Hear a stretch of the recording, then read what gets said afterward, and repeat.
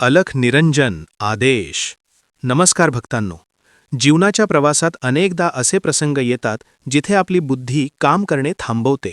संकटे लाटेसारखी येतात आणि आपण त्यात बुडून जातो. अशा वेळी आपल्याला गरज असते ती एका मार्गदर्शकाची, एका गुरूची.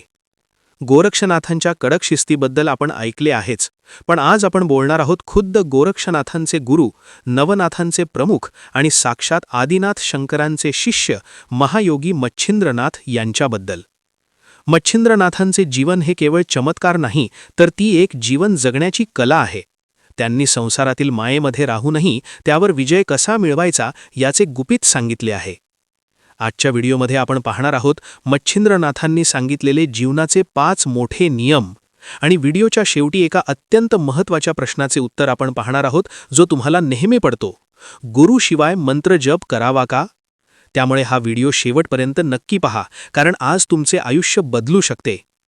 नियम 1: परिस्थितीशी जुळवून घेणे. पहिला नियम आहे पाण्यात राहूनही कोरडे राहणे. आपल्याला माहीत आहे की मच्छिंद्रनाथांचा जन्म माशाच्या पोटातून झाल्याची कथा प्रचलित आहे. यामागचा खरा अर्थ काय?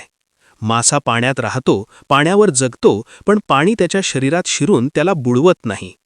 मच्छिंद्रनाथ शिकवतात की आपण संसारात आहोत. इथे सुख आहे, दुःख आहे, नातेसंबंध आहेत आणि पैसा आहे. या गोष्टींपासून तुम्ही पळून जाऊ शकत नाही. पळून जाणे हा धर्म नाही. तर या संसारात राहून, संकटांच्या समुद्रात राहूनही त्या संकटांना स्वतःच्या मनामध्ये प्रवेश करून न देणे ही खरी साधना आहे. जेव्हा तुमच्यावर संकट येते तेव्हा घाबरून जाऊ नका. स्वतःला सांगा, मी या संकटाच्या लाटेवर स्वार होईन, पण हे संकट मला बुडवू शकणार नाही. परिस्थितीशी जुळवून घ्या, पण परिस्थितीचे गुलाम होऊ नका. नियम 2: मनावर ताबा म्हणजे मायेवर विजय. दुसरा आणि सर्वात शक्तिशाली नियम: मन जिंकेल तोच जग जिंकेल. मच्छिंद्रनाथांच्या आयुष्यातील त्रिया राज्याचा प्रसंग तुम्हाला माहीत असेलच. जिथे मोठे मोठे योगीही मायेच्या जाळ्यात अडकले, तिथे मच्छिंद्रनाथांनी हे सिद्ध केले की जर तुमच्या मनावर नियंत्रण असेल तर जगातील कोणतीही माया तुम्हाला बांधून ठेवू शकत नाही. आजच्या काळात आपल्यासाठी माया म्हणजे काय? मोबाईलचा अतिवापर, व्यसन, रागाच्या भरात घेतलेले निर्णय आणि भविष्याची अनावश्यक चिंता. मच्छिंद्रनाथ सांगतात, बाळा, तुझे मन हा तुझा मित्र आहे आणि तोच तुझा शत्रूही आहे. रोज फक्त 10 मिनिटे शांत बसा. स्वतःच्या विचारांकडे त्रयस्थपणे पहा. जेव्हा तुम्ही मनाला सूचना द्यायला शिकाल तेव्हा जीवनातील 80% समस्या आपोआप सुटतील. मन स्थिर तर जीवन स्थिर. नियम 3: कर्माचा सिद्धांत आणि सेवा. तिसरा नियम आहे निस्वार्थ कर्म. नवनाथ संप्रदायात आदेश हा शब्द वापरला जातो. याचा अर्थ आहे आत्म्याला ईश्वराचा अंश मानून नमस्कार करणे. मच्छिंद्रनाथांनी आयुष्यभर दीनदुबळ्यांची, रोग्यांची सेवा केली. त्यांनी कधीही स्वतःसाठी राजवाडे बांधले नाहीत. ते सांगतात, तुम्हाला जर सुख हवे असेल तर ते अगोदर दुसऱ्याला द्यावे लागेल. हा निसर्गाचा नियम आहे. जर तुम्ही सतत मला काय मिळेल याचा विचार करत राहिलात तर तुम्ही नेहमी दुःखी राहाल. पण ज्या क्षणी तुम्ही मी काय देऊ शकतो याचा विचार कराल, त्या क्षणी तुमचे हात देण्यासाठी उंचावतील आणि घेणाऱ्याचे हात आपोआप भरलेले असतील. तुमच्या रोजच्या जीवनात प्राणी पक्ष्यांना अन्न देणे असो वा एखाद्या दुःखी माणसाचे बोलणे ऐकून घेणे असो, हीच मच्छिंद्रनाथांची खरी पूजा आहे. नियम 4: संकटात स्थिर बुद्धी. विपरीत परिस्थितीतच खरी परीक्षा असते. मच्छिंद्रनाथांचे पूर्ण आयुष्य पहा. त्यांना काहीच आयते मिळाले नाही. साधना करण्यासाठी त्यांना घनघोर अरण्यात जावे लागले, कठीण तपश्चर्या करावी लागली. आज आपण छोट्याशा अपयशाने खचून जातो.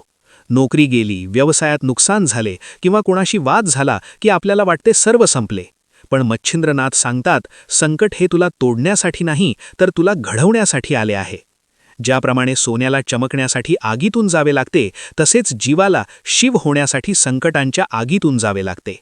त्यामुळे जेव्हा संकट येईल तेव्हा रडत बसू नका, तर उभे राहा आणि म्हणा, हे नाथा, या संकटातून मला नक्कीच काहीतरी नवीन शिकायला मिळणार आहे.